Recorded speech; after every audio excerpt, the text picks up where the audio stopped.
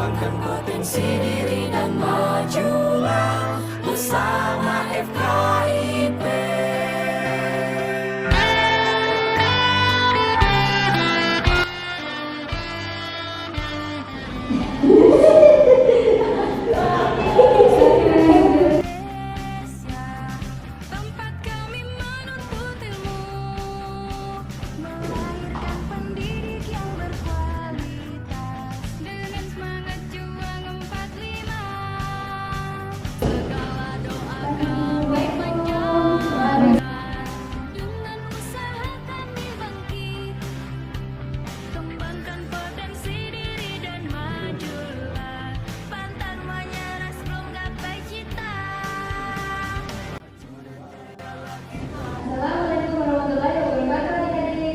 Waalaikumsalam warahmatullahi wabarakatuh, Ibu.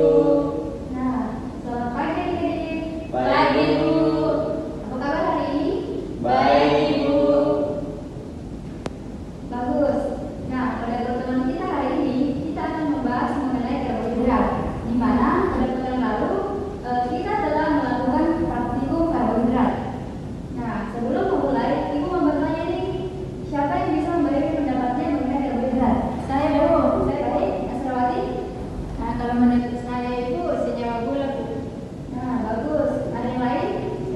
Ngerjain Kalau menurut saya, Ibu, contohnya unsur organik. Nah, benih. Karbon dan hidrogen, Bu. Nah, bagus, luar biasa. Nah, di sini kalian sudah tahu banyak sekarang mengenai karbohidrat. Sebagai contoh sederhana yang telah kita lakukan pada pengamalan pekan lalu, bahwa ketika kita meneteskan larutan iodin pada makanan atau nasi, apa yang terjadi pada makanan tersebut? Ibu, Jadi, berbahan warna, Ibu. tepat, itu karena nasi mengandung karbohidrat yang kompleks. Nah, baik, sekarang kita pelajari lebih dalam mengenai kandungan karbohidrat dalam makanan, khususnya pada nasi. Bagaimana proses ini terjadi? Nah, sekarang kita masuk ke dalam inti pembelajaran kita pada hari ini, yaitu mengenai karbohidrat. Nah, ketika kita meneteskan larutan iodin pada nasi, maka nasi tersebut akan berwarna menjadi kebiruan atau kehitaman, seperti hal yang kita praktikumkan pekan lalu, di mana di situ kita menguji bahan makanan yang mengandung karbohidrat. Nah, di situ sangat jelas bahwa pada kandungan nasi, ketika dideteksi dengan iodin, pada nasi tersebut akan berubah warna menjadi kebiruan atau kehitaman. Nah, hal apa yang membuat nasi tersebut berubah warna menjadi kehitaman? Ada yang tahu? Ini Mungkin karena banyaknya karbo dan semakin banyaknya kandungan yang terkandung dalam makanan tersebut. Nah, bagus. Baik sekali ya jawabannya. Jadi, di sini Ibu akan menjelaskan mengenai kandungan dari nasi tersebut. Nah, nasi merupakan makanan yang mengandung pati. Nasi putih adalah sumber karbohidrat utama yang menjadi makanan pokok di banyak negara, terutama di Indonesia. Dalam satu cangkirnya, nasi putih mengandung 150 gram. Setidaknya terkandung 45 gram karbohidrat. Nah, meski kadar karbohidratnya tinggi, karbohidrat dalam nasi putih lebih banyak terdiri dari gula dan pati daripada serat. Dari penjelasan yang Ibu telah paparkan tadi, di sini apakah ada yang ingin bertanya? Ya, Asrawati. Apakah nasi itu mengandung gula atau tidak? Ada yang bisa menjawab? Ibu, Ngerjain nasi itu mengandung gula. Kenapa bisa mengandung gula? Karena nasi adalah bahan alami. Karena beras yang diolah itu mengandung protein, mengandung gula. Bagus. Nah, di sini jawabannya sangat betul ya. Nah, iya, nasi mengandung senyawa gula seperti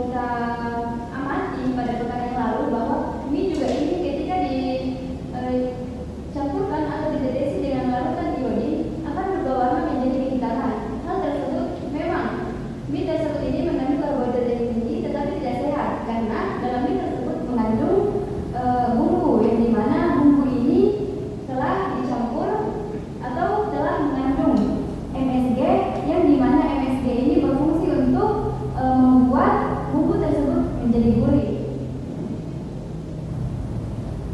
Baik, sebelum kita akhiri, di sini siapa yang bisa menyebutkan kembali kandungan dalam nasi tersebut? Ibu, Mardianto? kandungan gula. Masih ada yang lain? Asrawati? Nasi mengandung karbohidrat yang tinggi. Ya. Ibu, Yang bisa tambahkan? ini tidak bisa dikonsumsi setiap hari kan? Ada yang lain? Penny? Karbohidrat yang tinggi, Bu. Asrawati? Karbohidrat dalam nasi lebih banyak mengandung gula dan pati daripada serat. Oke. Bagus. Kalian sudah mampu memahami materi saat ini ya. Jadi, kesimpulannya adalah nasi adalah makanan utama yang menjadi makanan pokok bagi kita. Nasi sangat baik dikonsumsi setiap harinya karena mengandung karbohidrat yang tinggi. Lagi-lagi, mie tidak baik bagi kesehatan karena mie mengandung MSG yang digunakan agar mie instan tetap gurih. Jadi, bagaimana menurut adik-adik? Apakah memahami materi ini penting? Penting Ibu, Kenapa? karena kita bisa mengetahui nasi mengandung karbohidrat dan tinggi dan pati, sedangkan mie tidak bisa dikonsumsi berlebihan karena mengandung MSG yang tinggi. Itu saja. Oke, bagus sekali ya. Jadi, kalian sangat luar biasa. Mampu memahami materi ini sangat mudah. Jadi, pesan dari Ibu, tetap menjaga kesehatan. Jangan terus-menerus mengkonsumsi mie. Baik, apakah adik-adik ada yang ingin bertanya mengenai materi kita pada hari ini? Tidak, Bu. Oke, jadi saya pikir kalian sudah mengerti ya? Iya, Bu. Ya, jadi di sini saya akan memberikan kalian oleh-oleh. Oleh-olehnya yaitu kalian membuat tugas individu. Kalau dicatat ya, yang tugas individunya yaitu kalian mengamati makanan apa saja yang mengandung karbohidrat selain nasi dan mie yang telah kita paparkan pada hari ini. Jadi pengumpulan tugasnya itu saya kasih waktu 1 minggu ya. Iya, Bu. Baik, apakah ada pertanyaan mengenai tugas yang Ibu berikan? Baik, Bu. Baik, Asra. Untuk tugasnya, Bu, durasi videonya minimal 8 menit, Bu. Oh iya, jadi durasi videonya itu Ibu berikan 2 menit ya. Maksimal 2 menit. Masih ada pertanyaan? Sudah ada Ibu.